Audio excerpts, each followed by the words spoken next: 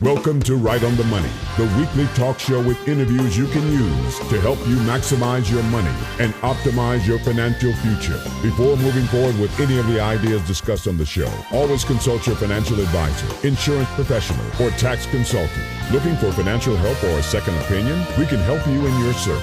And now, your host of Right on the Money, syndicated financial columnist and money color commentator, Steve Savant.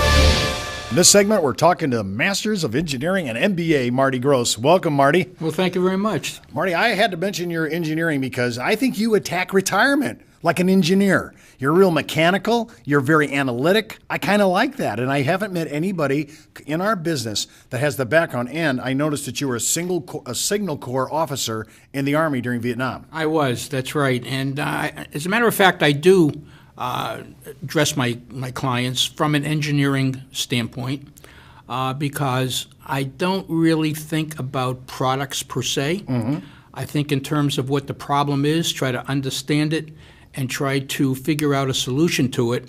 And then the products come in at the end as a tool to satisfy the solution that we've figured out for them. Well, first of all, thank you for your service. Well, thank you so much. I'm looking at your basic idea. You have a thing that I kind of like. It's kind of mechanical in the way you approach retirement. You're kind of like a mechanic. You're taking it apart and assembling it. You talk about this thing called changing the mindset. There are three phases to one's financial life. We have the accumulation phase where most of us are saving for the future. During the course of our life, we're building up our capital so that somewhere down the road, we'll have it to use for ourselves. Great. Well, you get to a point where you then have to start using it. So consequently, there's a whole difference in mindset. You know, as we're accumulating, it's what kind of return on investment can we get? And we focus on that, and the advisors focus typically on that. When you get to the point where you need to use the money, it's not how much you're gonna earn because you're already there. You don't have the time to build up the cash. So now it's a matter of protecting it and have it available for you so that it's there when you need it reliably. So that's the mindset I'm talking about, where you've got to get away from what's my return on investment and be more focused on return of the investment, of your money. Well, I want my money to come back to me. I don't want to lose it. Right. So, and at my stage of my career, I'm ready to let's preserve. Let's preserve and let's protect.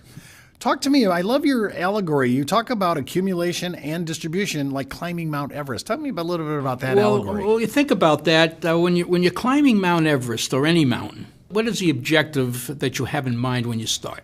Well, I actually thought it was just getting to the top of the mountain. Right. Well, that's the wrong answer. Okay. The right answer is to get back to the bottom. And how do we do that? You know, we're accumulating to get to the top. It's an analogy, of course. We're accumulating our money as time goes on. We're getting to the top. We're now at retirement. The idea is we need to have enough so that when we're going down that mountain, we're not going to run out. Because in fact, there are more deaths in people who are climbing Mount Everest on the way down than on the way up. So the descent is really important, even in our distribution period of our retirement. That's exactly right. The descent that's our retirement itself. And we have to be very careful and make sure we get down to the bottom, which is at that point, now we get to the third phase, which is our legacy phase, and that's whatever we have left, et cetera, we're going to leave to our beneficiaries. Marty, you talk a lot about long-term care, elder care. I mean, it's necessary, but there's only half a dozen carriers left. People say it's too expensive. I can't go through underwriting. I can't make it work. But you say there's alternatives using other products called these hybrid products. Talk about that. There are alternatives. Now, the objections that I hear is it's too expensive. Long-term care is expensive. The insurance is expensive. There's only a few carriers left. Why? Because they couldn't make any money, they're out of business. And the remaining ones, the reason they're still in business is because they've had to raise rates. So rates are going up and up and up, so it's more and more expensive, and people don't have the money. The other objection we run into is they feel that they're putting all this money into the insurance, like any other insurance, and if they don't use it, they're going to lose it. So when you put those two together, there's big problems, and people are just not considering long-term care coverage for themselves, for to protect their monies for their families. So what I tend to like to recommend are what we call hybrid products, are combinations of products where the long-term care isn't the primary, call it insurance or objective. It's something else, typically life insurance or annuities or something of that nature. And we have the long-term care as a rider or a benefit to go along with it, so that we do both. So somebody is going to get paid. The additional cost for the long-term care is very minimal relative to the life insurance or the annuity. And we know that someone along the line is going to get paid, so we overcome those two major objectives for long-term care. Okay, when we're talking about long-term care, and because I think we're going to need it, and one of the big reasons I do is because we're in the middle of the greatest mortality revolution we've ever experienced in modern history, and we're going to be living longer, and the odds of us needing elder care, I think, is almost 100%. With that in mind, that sounds like longevity is the number one risk in retirement. Well, it really is. And as a matter of fact, there's a number of risks in retirement, longevity being one of them, but is the major one. The longer we live, the more other things such as what are the taxes going to be? What's going to happen to our cost of medical care? There's a number of objections, risks, I should say, as we're in retirement. The longer we live, the more apt those things are going to come into play. Yeah, I'm thinking. So we don't know. If we're going to be living longer, I'm going to need more money in my retirement fund. Well, that too. I'm going to need all these things. So it's really longevity is not only the number one risk.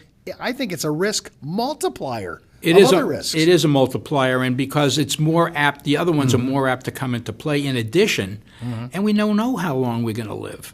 So to try to plan for all of this and for all of these other problems that come up, it's very difficult, virtually impossible, because we don't have everything defined. Well, I want to talk a little bit about Social Security, because I know that we're all very soft to our seniors, and we want to make sure they get their benefits. They paid into it a long time. I saw that Ida Mae Fuller, our first Social Security recipient, she lived to age 100. She put less than $23 in all in, and she received $22,000 over her life. Now that was great for Ida.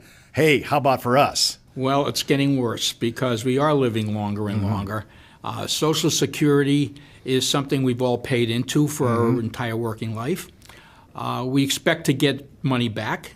I think that it will be there for us, maybe not in exactly the same form or the same amount that it is today. But it is the foundation of our retirement plan. And statistics that I hear say that it might be as much as 30 to 40% of our retirement is going to be based on our Social Security. So when we actually decide to start collecting it and what strategy we use is important, because if we don't optimize it, there'd be that much less that we collect and that much more pressure that'll be on us from our own savings in order to supplement that, because Social Security is not going to provide for all of our retirement needs. When you say maximizing our benefits, do you think when you have people sitting in front of you as clients, do they even know anything about how to maximize their Social Security benefits? They have not a clue. Not a clue. They do not have a clue. And it's unfortunate because it's not their fault. They've not been educated. And as a result, it's up to people such as myself to try to educate them.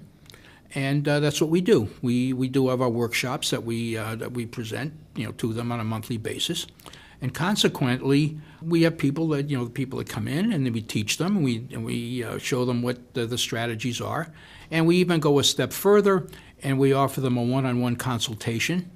All of this is at no charge to them, to help them in not only strategizing their Social Security, but also in strategizing their income for the rest of their life.